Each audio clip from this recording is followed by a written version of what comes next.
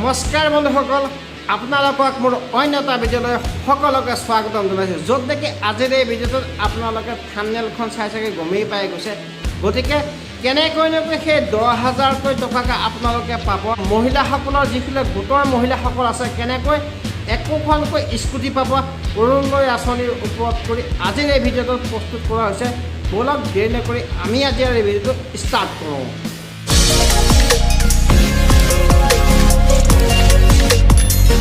যে কথাটো হৈছে এনেকুৱা, আমাৰ মাননীয় মুখ্যমন্ত্ৰী ডাঙৰীয়াই কি কৈছিলে এই কথাখিনি আপোনালোকে গুৰুত্ব সহকাৰে লওক আৰু লৈ পেলাই আজিৰ এই ভিডিঅ'টো যদি আপোনালোকে ভাল পাইছে লাইক কৰিব, কমেণ্ট কৰিব আৰু ভিডিঅ'টো শ্বেয়াৰ কৰিব নেপাহৰিব, যাতে এই ভিডিঅ'টো আৰু 10জন মানুহে পায় আৰু সম্পূৰ্ণকৈ গোটেই প্ৰচেছখিনি বুজি পেলাই আগলৈও যাতে প্ৰচেছখিনি কৰিব পাৰে। কেবিনেটত আমাৰ জীৱিকা সখী বাইদেউসকল আছে। কিছু জীৱিকা সখী 5,242 গৰাকী বাইদেৱে স্কুটি পোৱা নাছিল, তেওঁলোকক আমি একোখনকৈ স্কুটি দিবৰ বাবে সিদ্ধান্ত গ্ৰহণ কৰিছোঁ। কিছু ট্ৰেন্সপৰ্ট টেক্সত আমাৰ সাল সলনি আছে, বিশেষকৈ ই ৰিক্সা আদি সহায় কৰাৰ কাৰণে এই সম্পৰ্কৰো বিল এখন কেবিনেটত আহিব। আজি কেবিনেটত লোৱা এটা ডাঙৰ সিদ্ধান্ত হ'ল অৰুণোদয় আঁচনিৰ সম্প্ৰসাৰণ। আজিৰ ডেটত 27 লাখ ব্যক্তিয়ে অৰুণোদয় আঁচনিৰ সুবিধা লাভ কৰি আহিছে। এতিয়া আমি প্ৰতি সমষ্টিতে আৰু 10,000 অৰুণোদয় আঁচনি আমি হিতাধিকাৰী দিব খুজিছোঁ। যিধৰণে আমি লোকসভা নিৰ্বাচনত আপোনালোকে জানে যে আমি সমীক্ষা পত্ৰ বিতৰণ কৰিছিলোঁ। সমীক্ষা পত্ৰবিলাক উভতি আহিলে তাতে আমি দেখা পালোঁ যে 10-12 লাখ মানুহৰ হাতত অৰুণোদয় নাই। সেইকাৰণে আমি অৰুণোদয় আঁচনিখনত নতুনকৈ 12,60,000 নতুন হিতাধিকাৰীক আমি অন্তৰ্ভুক্ত কৰিবলৈ সিদ্ধান্ত লৈছোঁ। ই অৰুণোদয় 3 নামেৰে জনাজাত হ'ব। অৰুণোদয় 2 বেনিফিচিয়াৰীসকলেও 3ৰ বাবে নতুনকৈ আবেদন কৰিব লাগিব আৰু 3 নতুনকৈ আবেদনকাৰী অন্তৰ্ভুক্ত। এই অৰুণোদয় 3ৰ প্ৰক্ৰিয়াটো 15 ছেপ্টেম্বৰৰ পৰা আৰম্ভ হ'ব আৰু আমি 1 ফেব্ৰুৱাৰী নতুন হিতাধিকাৰীসকলক আমি অৰুণোদয় আঁচনি দিয়া আৰম্ভ কৰিম। এতিয়ালৈকে পুৰণা অৰুণোদয় হিতাধিকাৰীসকলে নিৰন্তৰভাৱে অৰুণোদয় পাই থাকিব। কিন্তু যেতিয়া 1 ফেব্ৰুৱাৰীত আমি নতুন অৰুণোদয় দিব যাম, পুৰণা বেনিফিচিয়াৰী 2,000 হয়তো তেওঁলোকৰ কোনোবা ঘৰত চাকৰি পালে, কোনোবাই গাড়ী কিনিলে, বিভিন্ন কাৰণত তেওঁলোকে নাপাব। কিন্তু এইবাৰ অৰুণোদয় এটা আমাৰ কণ্ডিশ্যন হৈছে ৰেচন কাৰ্ড থকা মানুহে অৰুণোদয়। ৰেচন কাৰ্ড নাথাকিলে অৰুণোদয় নাপাব।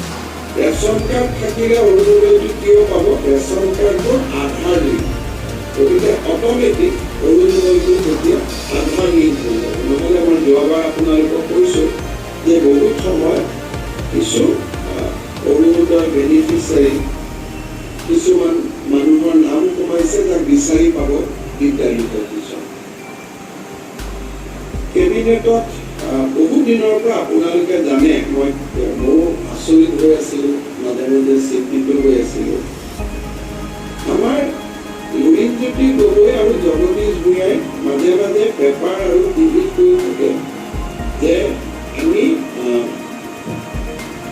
শংকৰদেৱ কথাটো দিয়া আপোনালোকে কৰি থাকে। কিন্তু আমি সুধিছিলোঁ যে কিয় শংকৰদেৱ কথা দিয়া নাই, ইয়াতোতো আমাৰ কোনো আপত্তি নাই। তেতিয়া আমি গম পালোঁ যে 2008 চন কংগ্ৰেছ চৰকাৰে এটা সিদ্ধান্ত ল'লে যে শংকৰদেৱ বঁটা বছৰে বছৰে দিয়া নহ'ব, 3 বছৰতহে হ'ব।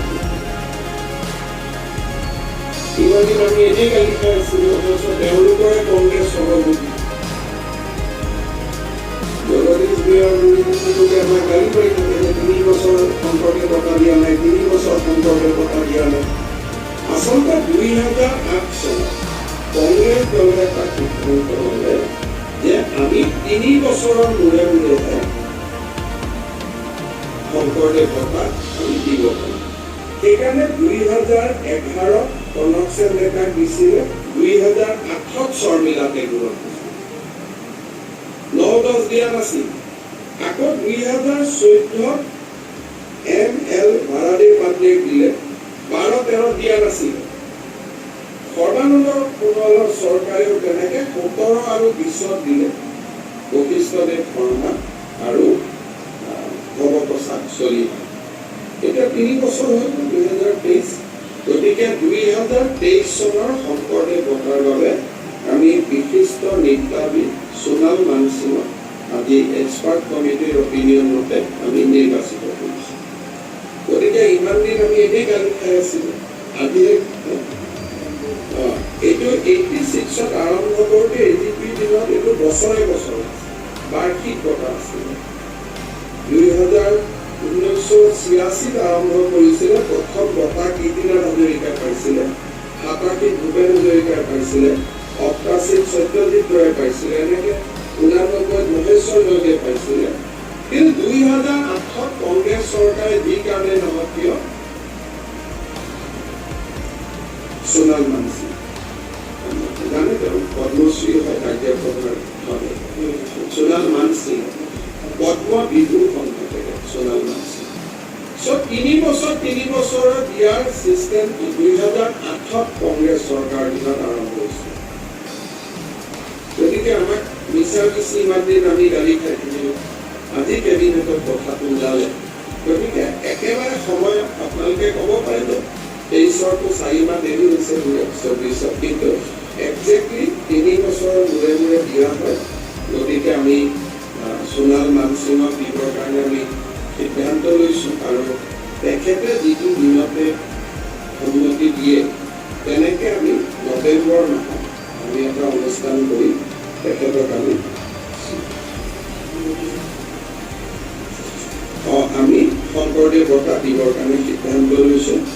আৰু মই যিসকলে শংকৰদেৱ বঁটাটো আমি দিয়া নাই বুলি আমাক সমালোচনা কৰি আছিলে, তেখেতসকলৰ ওচৰত মই কৈছোঁ যে 3 বছৰে বঁটা দিয়াৰ সিদ্ধান্তটো 2008 কংগ্ৰেছ চৰকাৰে কৰি থৈ গৈছিলে, আৰু তেনেকৈ এতিয়া প্ৰতি 3 বছৰৰ মূৰে মূৰে দিয়া হয়, আৰু কোনো 3 বছৰতে এতিয়ালৈকে এইটো মিছ হোৱা নাই। মই চেক কৰিলোঁ ৰেকৰ্ড, 8তো দিছিলে, 11তো দিছিলে, 14তো দিছিলে, 17তো দিছিলে, 20তো দিছিলে। অৰ্থাৎ ক'ভিডৰ সময়তো এইটো বন্ধ নাছিল। শেষত এটা সৰু কথা যে আমাৰ মাধৱদেৱৰ তিথিৰ বন্ধটো 23 তাৰিখে আছিলে। এতিয়া আমাক সকলোৱে জনাইছে যে এইবাৰ 23 তাৰিখে সন্ধিয়াৰ পৰাহে তিথি লাগিব। একচুৱেল সকলোৱে উদযাপন কৰিব 24 ছেপ্টেম্বৰ। সেইকাৰণে মাধৱদেৱৰ তিথিৰ চৰকাৰী বন্ধটো আমি 23 ছেপ্টেম্বৰৰ পৰিৱৰ্তে 24 ছেপ্টেম্বৰলৈকে আমি লৈ গৈছোঁ। আৰু কিছু সৰু সৰু সিদ্ধান্ত কেবিনেটত আছে, টুইট বা ছ'চিয়েল মিডিয়া যোগে আপোনালোকে জানিব পাৰিব। যদি কিবা আপোনালোকৰ 2-এটা প্ৰশ্ন আছে কৰিব পাৰে। আৰু ৰাতিপুৱা মই যথেষ্ট কৰিছোঁ, গতিকে এইখিনি ৰিপিট নকৰি